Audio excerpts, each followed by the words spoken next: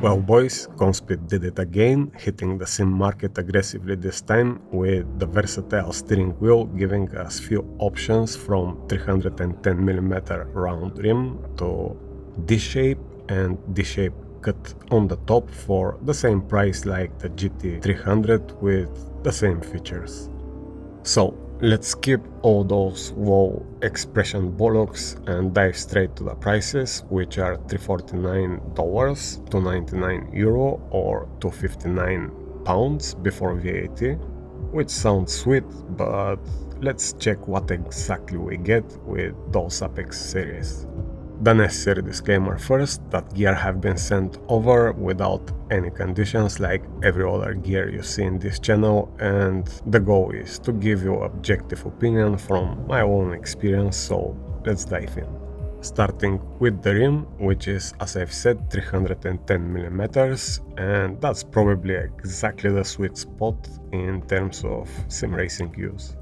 It is attached to the case on 3 spots with 6 bolts and surprisingly has absolutely zero flex except of the little squish of the grip material in medium softness.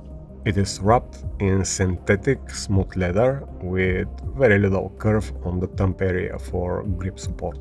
One thing I usually complain about stitched wheels is that thumb area, and happy to report in this model that part is clean and smooth, which means top comfort and longevity of the rim itself and the gloves. Subjectively, I'm not big fan of leather steering wheels for a few personal reasons, and suede is my favorite material, which of course has other disadvantages, but if leather is what you prefer, I have absolutely zero complaints here. It is super sturdy and very comfortable on the grip spots. Also, it is on the hard side but still has little squish. Moving to the case, aluminum casted front and back in matte black, and in general the only plastic parts are the 8 button caps. Happy to see that there is no compromise on the case, which is the actual core of that build.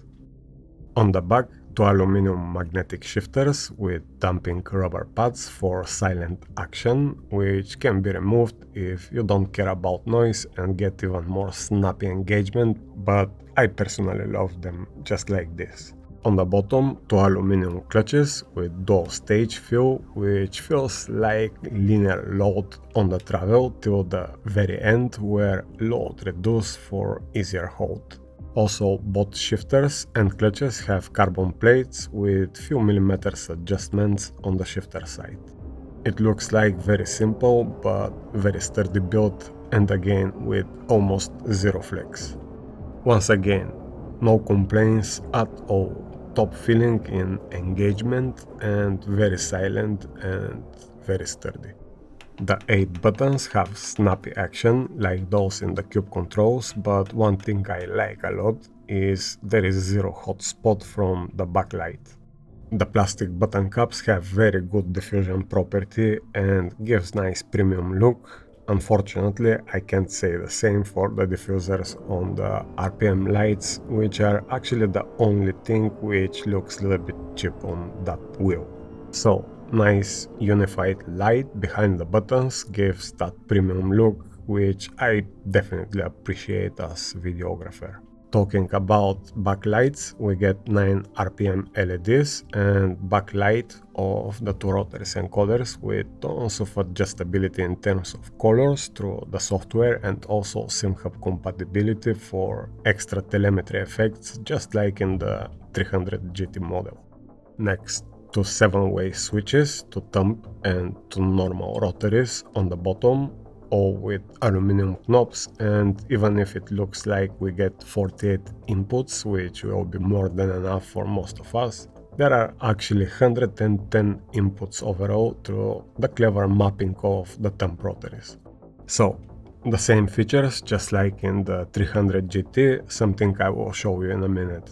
The last feature is the 299-inch display, which has very good contrast ratio, and even if it's not compatible with SimHub, has already the dashes I believe are actually useful for that size. Many of us suggested race logic like dash for that display, and we got it. Thumbs up, Conspit, for listening to the community. Now, based on those first observations, considering the features and the build quality for the asking price, this Apex 310 model can beat even the value of the 300 GT with the rim choices for different experiences, and I was thinking the 300 GT will be very tough to be beaten. With this one, I actually believe Conspit put in danger their own product. I'm not saying those are the best steering wheels in the world, but definitely the best value for the asking prices. Usually, my complaining points for the round wheels are mostly about the thumb area, and they have made it right here with nice smooth surface, and also the flex, and here doesn't exist. All the rotaries are stiff enough, shifters absolutely silent, lights well diffused, and the extra dashes covers my personal needs. As I've said before, the only cheap looking part are the diffusers of the RPM lights. They just have those hot spots which I personally don't enjoy. Ergonomically speaking, in use is absolutely okay and the design looks clean. The only thing I can add as a friendly suggestion is to make another set of rims with sweat material for those who don't like leather very much. Also, I want to see a set of rotary knobs with different colors. I know this is their own brand color, but it really limits the personal preferences we all have. I know sometimes we emotionally connect with our own personal preferences, but as a business, Conspit have to make sure to cover everyone out there, which will be beneficial for everyone. So, extra knob kit with different colors will definitely make huge difference for many out there. And one thing I forgot to mention is the wheel is wireless compatible with the RS bases, but comes with USB cable for direct PC connection and can be used with any DD base combined with the appropriate quick release. And speaking of quick release systems, they are working on Energy Style QR, which is absolutely awesome. I wasn't very happy with their first quick release, which was also too expensive, and in my opinion, Energy Style system is the best choice in terms of cost versus rigidity and usability. In my opinion, that is very positive change, and I guess is community request. With the set of stickers can be further customized to our own like, but I prefer that plain look and I wish that brand logo was a bit more subtle and discreet.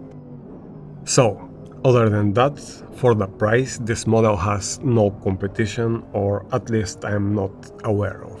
As I've said in the start of the video, this rim doesn't need all those wow expressions to understand how great value really is. Now, let's jump in the software and show you what we can achieve there.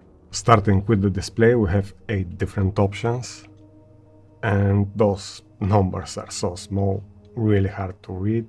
However, as I've said, a race logic like display is my favorite one, which is very useful. And then moving to the software, we have 3 different options: lights and buttons, controls, and pedals. So going through the lights, we can change individually each white of the buttons and also add some telemetry based effects, but all those we can control through SimHub as well, so it will be up to you.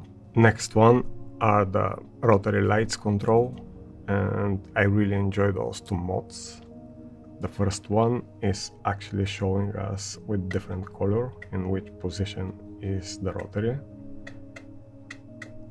and mode 2 is filling each of the positions till the end and then start over again. Of course, we have full control of the color So the base one here is red, but I can make it different color. And some telemetry based effects as well. Now, moving to the controls. Here things are getting really interesting. We have on the rotary switch mode, encoder, and encoder remap. Now on the encoder remap, we can add 12 different positions and name each of those, which will be displayed on the main dash, and we have that slider to adjust for how long it will remain whenever we switch to the next position. So what it does is, for example, mode 1, I have map and engine. So I have map control, engine map control, then ABS and traction, then brake bias, TC cut, dash, main, and that goes through all 12 positions. So basically what happens is each of those positions give us extra 2 inputs on each rotary. So that means next position plus 4 inputs, another 4 inputs, and another 4 inputs. So in total 48, which I don't know how you're gonna use it, but there are games which can get full advantage of that. And again, super easy to see in which position with those colors your knop is. And lastly, here we have dual axis on the clutch, where we can set the bite point, or we can have it manual for those who want to use that as throttle and brake maybe. And the only thing I can complain are those little diffusers, which right now looks absolutely okay, but they create that little hotspot which makes them look a little bit cheap. But the rest is absolutely awesome, particularly for that price, and there is not much to complain about. Absolutely suggest this as great value steering wheel.